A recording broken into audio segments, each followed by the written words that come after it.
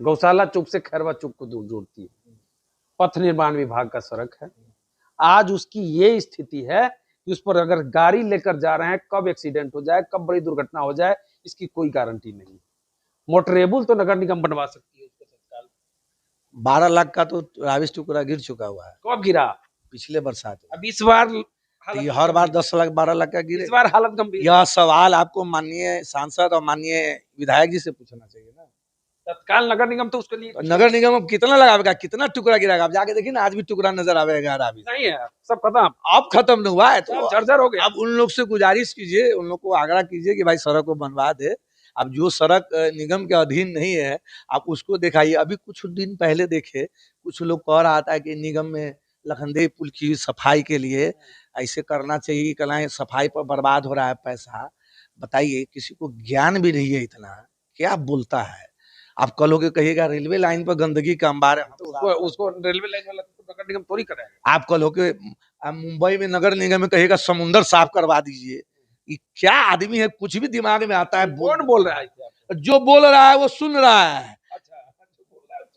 हाँ, कि पहले तो जानकारी हासिल करो कि लखनदेई नदी जल संसाधन विभाग के अधीन आता है।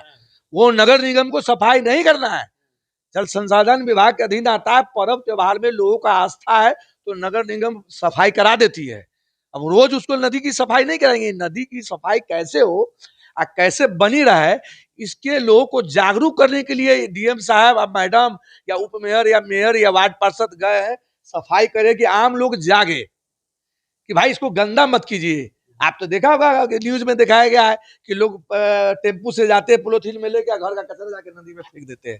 तो ये एक जागरूक करने का मिशन था। ये नहीं कि निगम को साफ करना है, कि आप लोग इस पर सफाई पर ध्यान दे, आप लोग इसको नदी में न फेंके। इसके लिए लोगों को जागरूक करने के लिए किया गया है। आप कहोगे कहिएगा समुद्र साफ करा दीजिए, नदियां साफ करा। चलिए अब रेलवे स्टेशन साफ करा। चर्चा शुरू करते हैं चुनाव पर।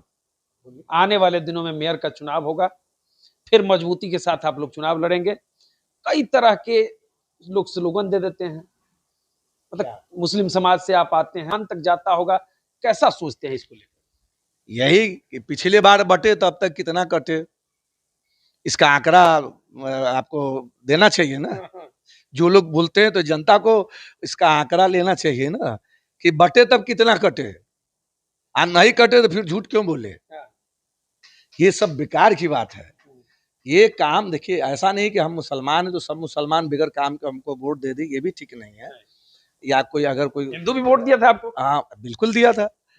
आज भी प्रताप नगर है, लक्ष्मी नगर है, जहाँ से राजनीति मैडम की है, हम किए हैं, तो लोग देते हैं। जो मुझे जानते हैं कि काम करने वाला व्यक्ति है तो देता है, कि इस चक्कर में नहीं। पढ़े लिखे लोग जो जानते हैं, और बाकी तो कट्टरवाद सभी जाति में होते हैं। कुछ मुसलमान में भी है, कुछ दूसरे जाति में भी है, सभी जाति में होते हैं। उनका अपना सोच है। अपने धर्म के प्रति सबको आस्था रखनी चाहिए, लेकिन दूसरे धर्म का विरोध अगर करता है तो उस जगह पर आपको कैसा लगता है? अरे आप दूसरे धर्म का लोग जो विरोध करता है तो आप उसको, मुझे कैसा लगता है आप क्या, मैं तो ये समझता हूँ उसके धर्म में यही सिखाया गया है कि आप अगर हम आपका विरोध कर रहे हैं किसी चीज का, तो हमारे धर्म में यही सिखाया गया, इसलिए हम आपका विरोध कर रहे हैं।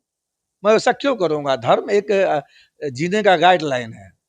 ये एक पूर्वजों द्वारा, या जो लोगों ने कहा कि धरती को चलाने के लिए इंसान का एक सिस्टम बनाया जाए, और सभी धर्म में एक ही चीज दिया गया है कि आप गलत करोगे तो आपको ये अंजाम मिलेगा। आपको स्वर्ग नर्क बनाया गया है एक, कि वहां जाओगे तो आपको तेल में तड़ेगा, तो आप नर्क में जाओगे तो ये होगा। बड़ों का सम्मान करो, बच्चे पे आदर करो, बच्चों पे दया करो, कमजोर पे दया करो, बीमारों पे दया करो, लोगों पे जुल्म नहीं करो। सभी धर्म में तो यही चीज है। पिछले साल आपके जो उप विजेता रहे, उनका एक स्लोगन था बूचर खाना को बंद करेंगे, सब बात हुआ था ना। मतलब इसको किस रूप में देखते हैं? वो संविधान से ऊपर होगा, संविधान से ऊपर है। नगर निगम के संविधान में है आपको बूचर खाना बनाना है, बना है, उसका भुगतान हुआ है।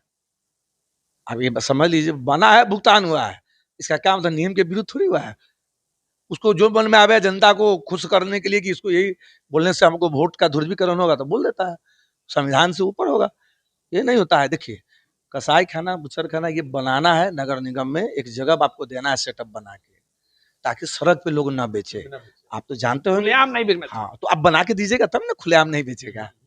आज सब चला गया जगह पे, आप चले जाइए अब हुसैना मेन रोड में, सब सड़क पे बेचता था, सब साइड में चला गया। अरे अब सड़क बन गया, वहां से बरियारपुर जाइए कोई नहीं नजर आएगा रोड पे, जब बना दिया गया सब अंदर साइड हो गया।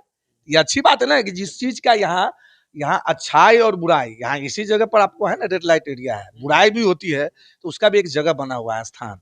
लोग कहते हैं आप समाज से बाहर चले जाइए, ऐसे लोग, उसके लिए जगह बना हुआ है, तो जगह बना हुआ है। आप कोई आदमी को पसंद नहीं है कि भाई सरकार अगर इसको अंकुश नहीं लगा रही है, बंद नहीं कर पा रही है, अगर बुच्चर खाना बनाना है, कसाई खाना बनाना है, तो एक जगह उसको अपना बना दीजिए। तो उसको अपना जमीन रजिस्टर्ड किया हुआ था उस नाम से, उसको बना दिया गया, रोड से हटा दिया गया है। अब वहां पर जो लोग सभी समाज के लोग जाते आते हैं तो सीना तान के जाते हैं कि भाई जाने में पहले गंदगी था और खराब लगता था, तो अच्छा है, ये तो अच्छा है ना, क्या गलत है। अगर सरकार का भी तो ये पत्र आया है कि खुले में मांस न बेचे, तो आप खुले में मांस क्यों बेच रहा है, आप उसको जगह नहीं दे पा रहे हैं ना, जगह नहीं। आप बना के दे दीजिए। तो नगर निगम आप जल्द से जल्द हर जगह व्यवस्था देगी। बिल्कुल सभी लोगों के लिए नगर निगम सब काम, आप चुनाव जीतने के लिए क्या चाहते हैं और लोगों से वोट लेने के लिए क्या ध्रुवीकरण करना चाहते हैं, ये जरूरी नहीं है। जरूरी है कि देश का संविधान क्या कहता है। हमारी आपकी सोच अलग अलग हो सकती है, आपकी सोच अलग हो सकती है, लेकिन संविधान एक ऐसा चीज है जो हम सबको एक जगह एक सोच बना देता है, और उस हिसाब से चलेंगे तो सबका राय एक हो जाएगा। चलिए, आप जदयू के नेता हैं, जदयू क्यों पसंद है? जदयू में हम आज से नहीं है, आपको हम बताते हैं, जदयू पसंद आया या जदयू में हम कोई बड़े सम्मानित पद पे है, ऐसी बात नहीं है। लेकिन जदयू को ही पसंद किया। बता रहे हैं इसका एक रीजन है, हम पहले थे आरएलएसपी में प्रदेश महासचिव, अच्छा, राष्ट्रीय लोक समता पार्टी। हाँ, और हम वहाँ फाउंडर मेंबर रहे हैं उपेंद्र कुशवाहा जी के जी पार्टी। हाँ। अच्छा। और माननीय उपेंद्र कुशवाहा जी के घर से लेके उनके परिवार से जुड़े हुए हैं, काफी करीबी है। आज भी कभी कभी हम जाते हैं तो उनसे मिलते हैं, हाय हेलो होता है, और बहुत श्रद्धा उनके लिए हमारे मन में रहता है। इसलिए हमारा राजनीति जो शुरू हुआ वो पहली पार्टी है, तो हम कहीं भी रहते हैं उनके प्रति हृदय में सम्मान रखते हैं। तो पार्टी आरएलएसपी जो है जदयू में विलय हो गई, हाँ। समझ गए, विलय हो गई तो उसके साथ विलय हम भी हो गए, बस यही कारण है, हम विलय हो गए। उसके बाद माननीय जी के साथ रह हाँ रह गए, और उसके बाद माननीय उपेंद्र कुशवाहा जी फिर वापस पार्टी बना लिए, तो हम नहीं जा पाए। हम नहीं कि अब बार बार पार्टी जाना आना अच्छा नहीं, तो जहाँ विलय है वहां रहेंगे खुद। हाँ बस वहाँ रह गए। और दूसरी बात है कि चूंकि मैडम का सदस्यता माननीय नीतीश कुमार खुद दिए थे, यहाँ आए थे आईबी में सर्किट हाउस में अपने हाथों से यात्रा, हाँ उसमें दिए थे, तो हम लोगों ने एक सम्मान रखा कि भाई माननीय मुख्यमंत्री जी ने खुद से सदस्यता बनाया है, सदस्य प्राप्तकर्ता का सिग्नेचर में उनका सिग्नेचर है, तो हम लोग ज्यादा कदा जब जाते हैं तो एक अन्य मार्ग मिलते हैं और जो काम की बातें करते हैं। इस बार भी मैडम गई थी, मैं गया था, तो उनके पुत्र है निशान जी, स्वास्थ्य के बारे में हम लोग बात की, अपनी बात क्या करना है, जनता के लिए बात किए कि भाई हमको कभी कभी आईजीएमएस एम्स के लिए कभी क्षेत्र के लोग को दिक्कत होती है, तो पूछते हैं कि भाई कैसे भर्ती कराया जाए, तो कुछ हमको रास्ता बताइए, हम लोग साहब से जुड़े हुए हैं। तो उन्होंने एक नंबर मुझे दिया है कि आपको जब जरूरत हो तो कॉल करके, हाँ कॉल करके बात कीजिएगा इनसे, तो वो नंबर अपने गार्ड का दिए हैं, तो हम लोग उनसे संपर्क में रहते हैं, जाते हैं तो ऑफिस में मिलते हैं। तो यही अब जुड़े हुए हैं, जनता का काम अगर हो जाता है किसी के कहने से कराने से, और ज्यादा विशेष हम कुछ अपेक्षा भी राजनीति में नहीं रखते हैं, और ज्यादा हम जनता के कामों में जिस पद पे जनता ने चुना है मैडम को, मैडम का जो भी काम है एक पति होने के नाते, प्रतिनिधि होने के नाते आम भी निभाते हैं। हाँ बखूबी निभाते हैं। लोगों के बीच शादी विवाह दुख सुख में जनाजा में जाते हैं, और जो काम है उसको ईमानदारी पूर्वक करते हैं। और चुनाव में क्या होगा नहीं होगा इसकी परवाह हम नहीं करते हैं, क्योंकि हम यह सोच के चुनाव लड़ते हैं कि अब मेरा आखिरी है, और काम मैं यह सोच के करता हूँ कि मेरा आखिरी काम है। आप देखिएगा हमारी काम का तैयारी भी ऐसे ही होता है कि हम अपने रीजन में जो अधिक से अधिक काम कर ले, जो काम हो जाएगा, क्योंकि कल मुझको मेरे बाद ये काम ही ढूंढेगा और काम ही आपको याद दिलाएगा कि यह काम किसका किया हुआ है। दिल का सुना साज तराना ढूंढेगा, मुझको मेरे बाद जमाना ढूंढेगा। चलिए शुरू करते हैं। एक फोटो लगा हुआ है आपका, पूरा बड़का राइफल लेके खड़े हैं, बैठे हुए हैं, मतलब दाहिना पर बायां पैर पर चढ़ा के दिखाइए भाई, मतलब सामने से दिखाइए, कब का फोटो है ये? तो फिल्म इंडस्ट्रीज वाला फोटो दिख रहा है। नहीं नहीं, ये हमारे पास हथियार है लाइसेंसी। अच्छा। लेकिन क्या है कि हम किसी चीज को शो नहीं करते हैं।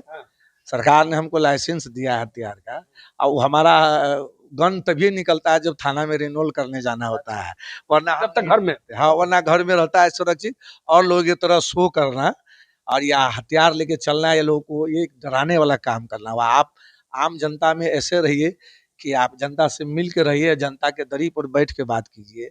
अब इस तरह से थोड़ा भारी हो जाता है, लोग हथियार लेके चले 10 गो आदमी के साथ, वो काम सही नहीं होता। सीतामढ़ी के प्रथम नागरिक के पति देव जी हैं आप, मतलब भौकाल तो टाइट रहना चाहिए। अरे तो भौकाल, ये तो प्रथम नागरिक के पति है, तो जनते ने ये अवसर दिया है, तो जनते को डराइएगा क्या? तो फिर आपसे जुड़िए नहीं पाएगा। आप तो खेत में बैठा हुआ है, खेत में बैठ जाइए तब ना जुड़ेगा। हाँ, आप तो धरती पकड़ नेता है ना, प्योर नेता है, मतलब जमीनी नेता है। अरे 2001 से राजनीति में आज कोई हमको क्या सिखाएगा? अभी जो लोग भी कोई आएगा वो बच्चे होंगे। अभी वो हमारे यहाँ उसके जो है ना, जिस क्लास में वो पढ़ता है ना, उसका हेड मास्टर आज भी ट्यूशन लेने आता है। फिल्म इंडस्ट्रीज में भी आप काम किए थे। एकदम बिल्कुल आजमाना है, क्या है कि हर चीज में आजमाना। कुछ काम कहते हैं कि एक, मैंने किसी के मुंह से एक डायलॉग सुना था कि 100 बरस नाम रहने के लिए जरूरी नहीं 100 साल जिंदा रहना। एक दिन में ऐसा काम कर जाओ कि दुनिया 100 साल याद रखे। कुछ काम ऐसे होते हैं जो आपको अमर बना देते हैं। तो अमर बनना था ताकि यूट्यूब पर आप सर्च कीजिए, हम रहे न रहे, हमारे पूर्वज मुझे देखेंगे मैं कैसा लगता था, तो बना लिए। कला था, बना दिए। कला है, कूट कूट के पड़ा। सब चीज में है। आप जो सवाल कीजिएगा जवाब देंगे। और हम तो, हमारी आदत, आप तो जान रहे हैं कि हम किसी को न लिख के देते हैं न लेते हैं, हम तो डायरेक्ट बोलते हैं जो पूछना है पूछिए। इसीलिए कि सच बोलने से एक फायदा है, उसको याद नहीं करना पड़ता। बोलते हैं दिल से बोलते हैं, मतलब दिल से बोलते हैं। और जो सच बोलिएगा तो उसको याद नहीं करना पड़ता है ना, झूठ को याद करना पड़ता है कि क्या हुआ था, क्या बोले थे। जो सच है ऑटोमेटिक बात हो जाए। चलिए, खैरवा गौशाला पथ को कम से कम इस बार मोटरेबल बनवा दीजिए, अगला बार पथ निर्माण विभाग का। चलिए, आपके इस निवेदन को हम कोशिश करते हैं। कार्यालय में अगर नियम संगत काम होगा तो हम नगर आयुक्त से बात करते हैं। मोटरेबल तत्काल बनवाइए, पथ निर्माण। चलिए, इसकी प्रयास मैं करता हूँ। देखिए, बेबाक अंदाज में इन्होंने पूरे इंटरव्यू में जवाब दिया है, जो भी बोला है दिल से बोला है। सीतामढ़ी के विकास को लेकर भी इन्होंने बता दिया है। अब कौन काम नगर निगम को करना है, कौन काम नहीं करना है, इसको लेकर भी बहुत लोगों को सूझबूझ नहीं है। हर चीज का आरोप नगर निगम पर ही लगा देते हैं, जबकि सशक्त समिति के सदस्य लोगों के तरफ से सीतामढ़ी नगर निगम को नरक निगम बताया जा रहा है, उसको लेकर भी इन्होंने स्पष्ट कर दिया है। कई बातों को बेबाकी के रूप में इन्होंने जवाब दिया है। सीतामढ़ी में बुडको का जो काम चल रहा है, जिसके द्वारा कई जगह खन कोर कर छोड़ दिया गया है, गड्ढे करके छोड़ दिए गए हैं, वो बुडको को करना है, जिसको लेकर भी इन्होंने स्पष्ट कर दिया है। तो चलिए, बाकी इस वीडियो पर आपकी क्या प्रतिक्रिया है, कमेंट करके बता सकते हैं। हमसे जुड़ने के लिए आपको बहुत बहुत, चलिए, बहुत बहुत धन्यवाद। आप सबका भी शुक्रिया। तो देखते रहिए RMI नेटवर्क को। बहुत बहुत धन्यवाद।